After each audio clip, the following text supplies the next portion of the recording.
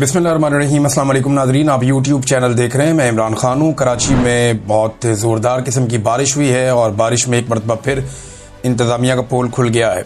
कराची में नॉर्मली वहाँ जो गवर्नमेंट है वो परवाह इस बात की करते नहीं है और वो इस बात को गिनती में नहीं लेते कि लोग उनके बारे में क्या सोचते हैं, क्योंकि बड़े लंबे अरसे से जिस तरीके से वो वहाँ पर इक़्तिदार में बैठे हैं, जैसे वो इंटीरियर सिंध में धांधली करते हैं, जिस तरीके से कराची के अंदर बड़े पैमाने पर हमेशा से धांधली होती रही है, चाहे वो MQM का दौर हो, चाहे आज पीपल्स पार्टी का दौर हो, तो बड़ी दो नंबरी हुई इस शहर के साथ। पाकिस्तान का सबसे ताकतवर शहर है, सबसे बड़ा शहर है, पूरे पाकिस्तान को कमा के देने में सबसे कमाऊ पूत शहर है कराची, लेकिन इसके साथ लावारसों वाला सलूक किया जाता है। और उसकी एक बड़ी रीज़न ये है कि 2.5 करोड़ लोग रहते हैं इस शहर के अंदर। वो अगर अपना हक नहीं ले सकते तो वो बिल्कुल फिर मुस्तहिक हैं कि उनके ऊपर इस तरह के लोग मुसल्लत किए जाएँ। अगर कराची के लोग निकलें और अपना हक छीन लें तो फिर उनके साथ ये ज़्यादती नहीं होगी। लेकिन कराची में एक खौफ है, एक परेशानी है, लोग जो हैं वो नफ्सा नफसी के आलम में रहते हैं। कीड़े मकोड़ों से बदतर ज़िंदगी कई इलाकों में लोग गुजार रहे हैं। अभी मलीर के अंदर जो सूरत हाल है, वहाँ पे सैलाब आ चुका है, हर तरफ से पानी आ रहा है, जितनी नदियाँ हैं वो सारी ओवरफ्लो हो रही हैं। एक डैम है ऊपर के एरिया में, वो डैम भी, उसका नाम अभी यहाँ में पढ़ रहा था, हाँ ये डैम है थड्डू डैम, ये ओवरफ्लो हो गया है और इमरजेंसी नाफज कर दी गई है।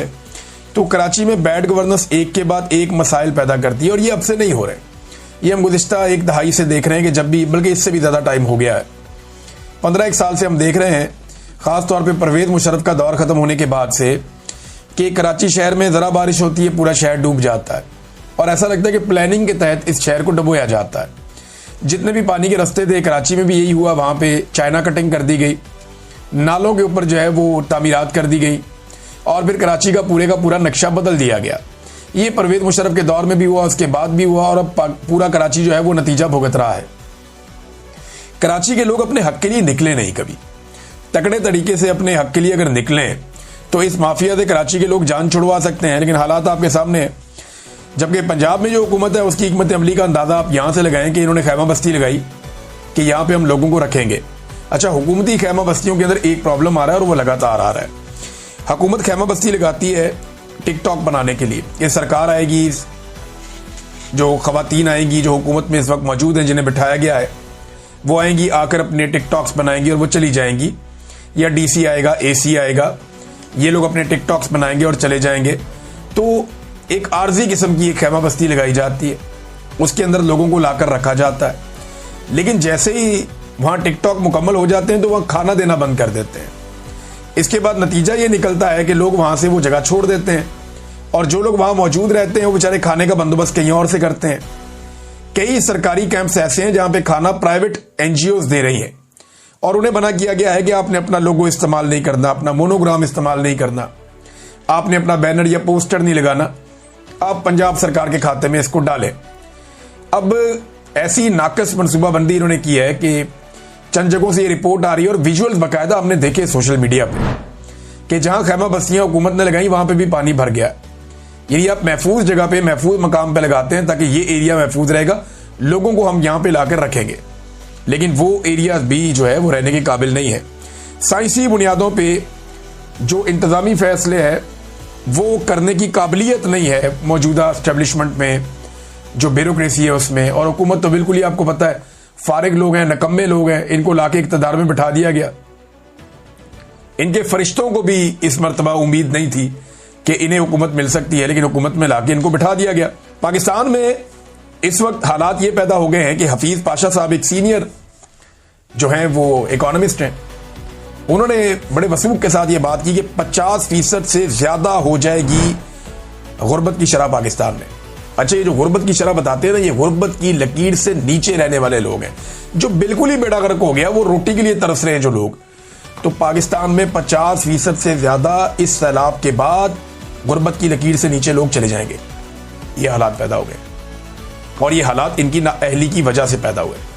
44% तक तो इन्होंने खुद पहुंचा दिए थे, फ्लड आ गया, इनकी नाअहली की वजह से और नीचे जाएगा पाकिस्तान। और जो 50% के अलावा है वो बहुत खुशहाल नहीं है, चंद फीसद लोगों को निकाल के।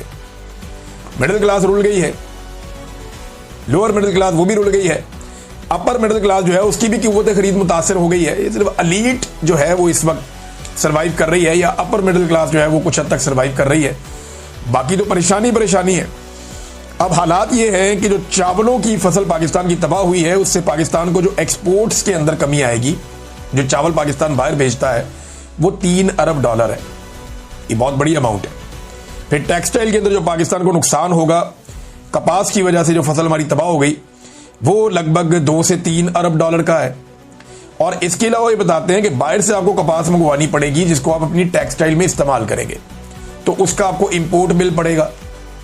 तो ये सारा मिला के $7 अरब का चावल और कपास में सिर्फ पाकिस्तान को बड़ा नुकसान हो रहा है, जबकि 12.5 करोड़ से जायद की आबादी पाकिस्तान की गुर्बत की लकीर से नीचे जा चुकी होगी आने वाले दिनों में, ये हफीज पाशा साहब कह रहे हैं। तो नाजरीन, ये है अभी पाकिस्तान की सूरत हाल, और यहां पे इन्होंने पाकिस्तान को पहुंचा दिया। आमिर मतीन साहब ने यहां पे एक ट्वीट किया है, वो बहुत इंपॉर्टेंट है, मुझे आपको पढ़ के सुनाना पड़ेगा। सीनियर जर्नलिस्ट हैं, वो ये कहते हैं असली सैलाब तो इस सैलाब के बाद आएगा। तबाह हो गया किसान, जिसकी वजह से तबाह हो गई है मईशत भी। हाकिमों को अंदाजा ही नहीं है कि इसके बाद इनके साथ क्या होने वाला है। और ये गुस्सा और नुकसान किसी दूर दराज छोटे कमजोर सूबों में नहीं हो रहा, ये पंजाब है, सेंट्रल और मशरकी पंजाब, यानी 5-7 करोड़ लोग जो मुतासिर हुए हैं। 5 दरियाओं की धरती, जिसको सदियों से भूख नंग का तजर्बा नहीं था, जिसका 70% लुट चुका है। 60% चावल तबाह, 30% कपास, 35% गन्ना, सब्जियां सैलाब में बह गई, और मवेशी भी बह गए या मर गए, और इनके पास चारा नहीं है। शहर भी डूब गए हैं, गुजरात, फैसलाबाद, लाहौर, मुल्तान, कसूर, सारे शहर पानी में। अब क्या होगा? 5 दरियाओं को धरती ने ऐसी आफत 100 साल में शायद कभी ना देखी हो। चाहे ये कुदरत हो, मगर दोषी तो हुक्मरान ठहराए जाते हैं। कसूर हमेशा उसका होता है जो हुक्मरान हो। शहबाज शरीफ या मरियम नवाज, ये लावा पकड़ा है, इसके बाद सब कुछ महंगा होगा। सब्जियां और अजनास 30 से 50% महंगे हो जाएंगे। अभी हो चुके हैं, वो ये कह रहे हैं। किसान लुट गए हैं खेती से, और शहरी लुट जाएंगे महंगाई से। बड़ी खौफनाक उन्होंने एक सूरत हाल बताई है, और ये गुस्सा कैसे निकलेगा, जरा इसके बारे में सोचें, आगे क्या होने जा रहा है। ये आमिर मतीन साहब के अल्फाज हैं, सीनियर जर्नलिस्ट हैं, बुजुर्ग सहाफ़ी हैं, और वो नॉर्मली इतनी सख्त बात नहीं करते, लेकिन उन्होंने खुलकर बताया कि ये टिकटॉक से ये बला नहीं टलेगी और आपके लिए मुसीबतें बन जाएंगी। आपको जो काम करना था वो आप नहीं कर रहे। खुदारा टिकटॉक से जान छुड़ा लें। लाखों लोग और मवेशी मर रहे हैं, ऐसा 1000 साल में नहीं हुआ। इनकी मदद करें और अपनी ब्यूरोक्रेसी के सहारे ना रहें। तो ये जनाब आमिर मतीन साहब ने इनको नसीहत की है, लेकिन नसीहत पे ये अमल दरामद तो कम ही करते हैं, क्योंकि मैंडेट नहीं है इनके पास अवाम का, ना ये अवाम के सामने जवाब दें। इमरान खान साहब ने जो ट्वीट किया वो मैं आपके सामने रखता हूं जेल से, क्योंकि उनकी मुलाकात हुई उनके वकला के साथ। तो वो जो अंदर बातचीत इमरान खान साहब ने की, वो बाहर आके रिपोर्ट हुई। अब क्योंकि इमरान खान की बहन नहीं मिली, तो आसिम मुनीर का नाम आपको इस ट्वीट में नहीं मिलेगा, मैंने तो अभी नहीं देखा। दुनिया में निज़ाम हुकूमत की बुनियाद इखलाकियात पर होती है, ये इमरान खान साहब कहते हैं, जबकि पाकिस्तान का इखलाकी निज़ाम हर सतह पर मुकम्मल तबाह कर दिया गया है।